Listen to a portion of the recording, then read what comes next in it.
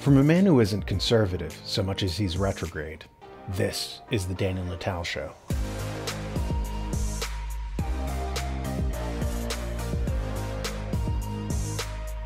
Unless you've been living under a rock, you knew that the Department of Justice just took the unprecedented step to raid a former president's residence. To many, this intimidation tactic underscored just how corrupt and politicized the FBI has become, or the federal government in general, with their recent Nixonian weaponization of the IRS.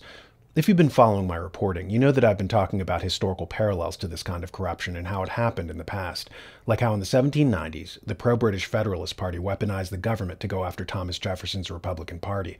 It was an eerie foreshadowing of the Patriot Act, just as that 21st century piece of legislation pretended to be about Muslim jihadis and ended up being used to frame Republicans as domestic terrorists. This happened before in 1798, except with the legislation supposedly being about French spies. In the end, not one French spy was arrested or deported, but tons of Republicans were thrown in jail. One of the charges they used was spreading disinformation. Sound familiar? Well, in the end, the Alien and Sedition Act was repealed, and it was recorded as a dark period in our history that we overcame, a time when one political party used the government to criminalize the rival political party through false pretenses. Well, how was it overcome? What was the strategy that Thomas Jefferson used to beat it? In the book, What Kind of Nation by James Simon, he gives us an insight. In his private correspondence, Jefferson revealed the passion and idealism of a purist who would selflessly defend his political principles without compromise. But as the leader of the Republicans, and his party's almost certain candidate for president in the election of 1800, he was also thinking in strategic terms.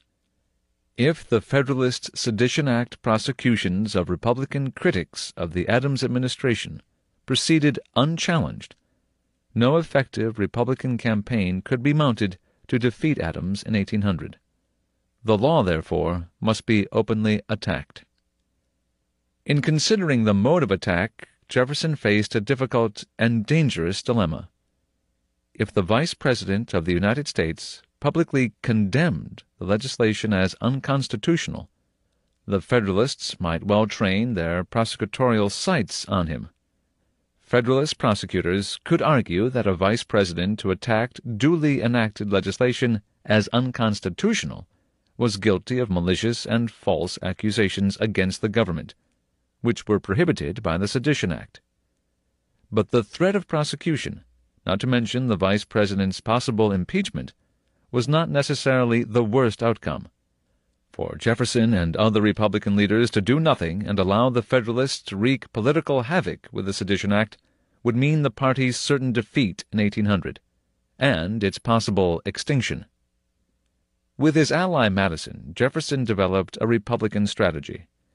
As a rule, the two men wrote each other several times a month when both were in Virginia, as they were in the late summer and fall of 1798. Between July 21st and October 26, however, not a single letter was exchanged between them, possibly reflecting their growing suspicion that the privacy of the letters was not protected by federal postal officials. It was during this time that Jefferson drafted resolutions boldly claiming the constitutional authority of the individual states to declare the Alien and Sedition Acts not only unconstitutional, but null and void. So what Jefferson did was bypass the feds altogether. He wanted the states to rein them in. He appealed to a parallel power structure to get things done. Our Constitution had two methods by which the states were supposed to provide a check on the federal layer of government. Both have since been shut off. The Senate was supposed to be the states having a say on the federal level, but as John F. Kennedy said in Profiles in Courage, before the Civil War, the Senate was filled with philosophers and statesmen. After the Civil War, they were no longer the senator from Georgia or New York or Vermont, but rather the senator from big oil, or the railroad trusts, or the banking industry.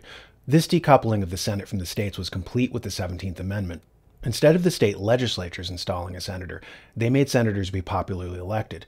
What this essentially meant was that senators were no longer above politics now like a Supreme Court justice, but now needed money for campaigns. Where would that money come from? The oligarchs. So now they were beholden to the financial class and corporations for donations, and not beholden to their states. A second check that the Constitution gave the states was the Electoral College.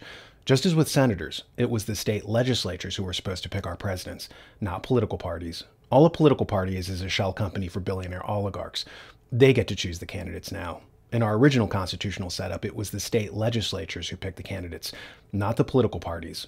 Today, the political parties choose the slate of candidates months before the Electoral College, and the Electoral College is just supposed to put a rubber stamp on it. Before 1824, this was not the case. Historian Charles Beard, a man to the left, talks about the power shift here. He sells it as if it's a good thing that the states lost their power and their check on federal government. Popular election of presidential electors.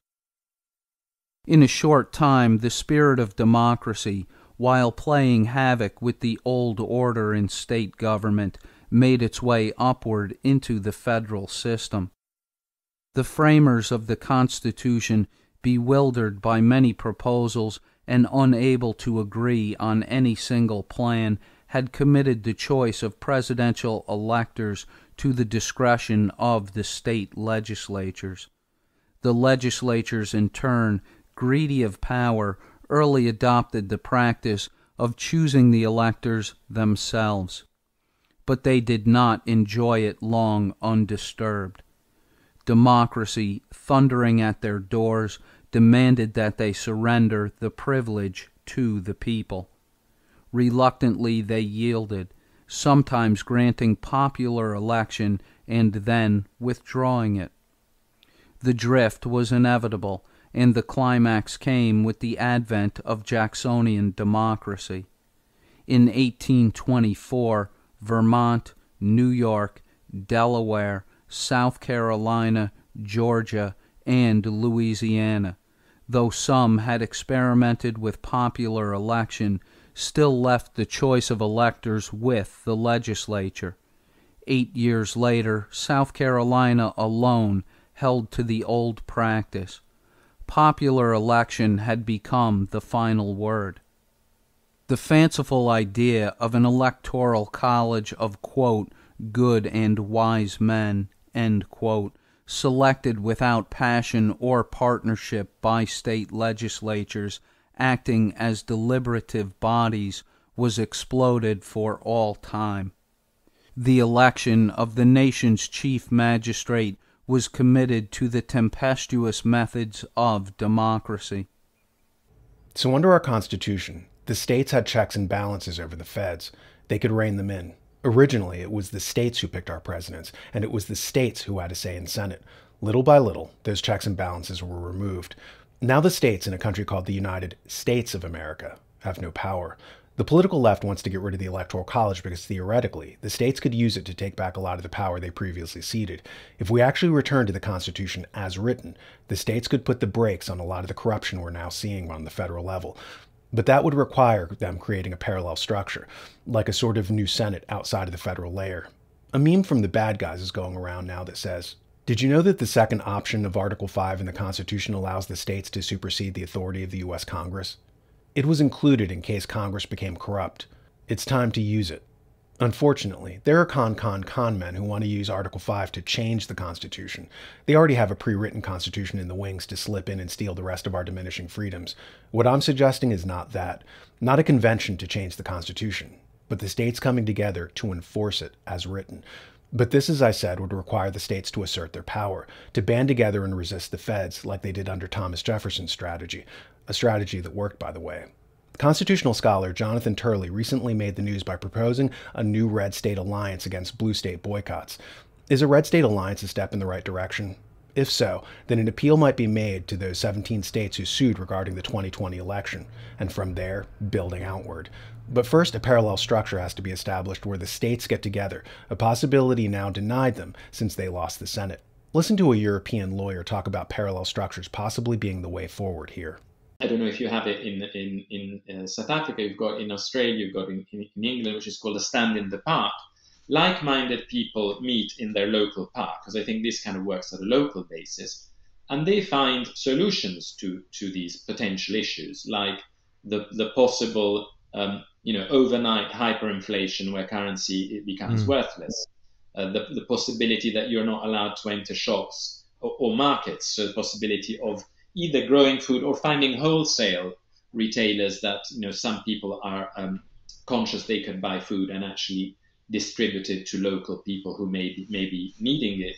And so I think a parallel structure at this stage is the form of resistance that is more likely to lead to a positive outcome than a full-on let's go and, in a way serve them, which is, let's go and, break a few windows of a few shops so that they're scared of us. No, they're not going to be scared of you if you do that. Actually, either you are completely organized at a level that you've got very big elements of society backing you, and that would probably be the police, the military, the judiciary, or, you're just going to be ignored. So you might as well create an alternative system that is the foundation of what I see as being the future. Maybe not the short term, but the mid to long term future.